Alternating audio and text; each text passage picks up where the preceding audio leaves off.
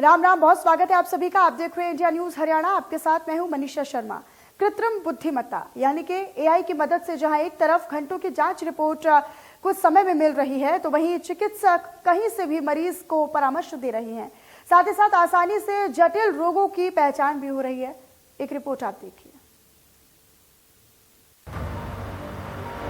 कृत्रिम बुद्धिमत्ता यानी एआई इस वक्त कई स्तरों पर डॉक्टरों की उलझनों को सुलझा रहा है।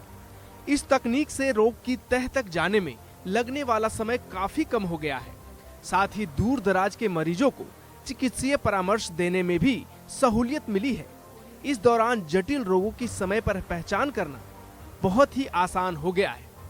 मसलन एम्स के न्यूरोलॉजी विभाग में इलाज करवाने आए 28 साल के युवक की पैथोलॉजी और रेडियोलॉजी रिपोर्ट का मूल्यांकन कर एआई उपकरण ने ब्रेन ट्यूमर की पहचान मिनटों में कर दी। इसकी मदद से युवक का इलाज भी जल्दी शुरू हो गया, जबकि इस तरह की रोग की पहचान सामान्य तरीके से करने पर विशेषज्ञों को घंटों समय लगता था।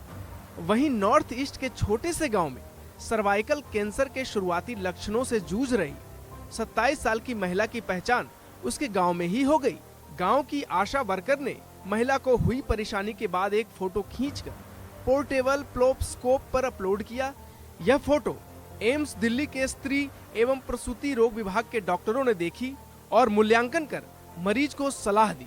एआई लाखों रिपोर्ट के आधार पर तैयार करता है एल्गोरिदम के आधार पर रिपोर्ट का मूल्यांकन कर सुझाव देता है।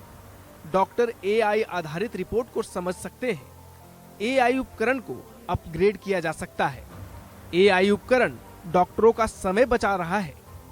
मस्तिष्क विकार की पहचान आसानी से होती है। घटेगा अस्पतालों पर बोझ, सुविधा होगी बेहतर।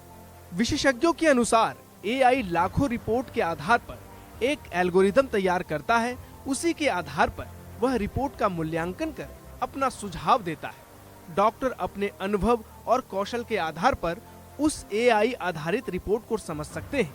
यदि डॉक्टर को लगता है कि रिपोर्ट में कुछ और सुधार की जरूरत है, तो वह अपना सुझाव रिपोर्ट का डाटा एआई उपकरण के लिए उपलब्ध करवाता है।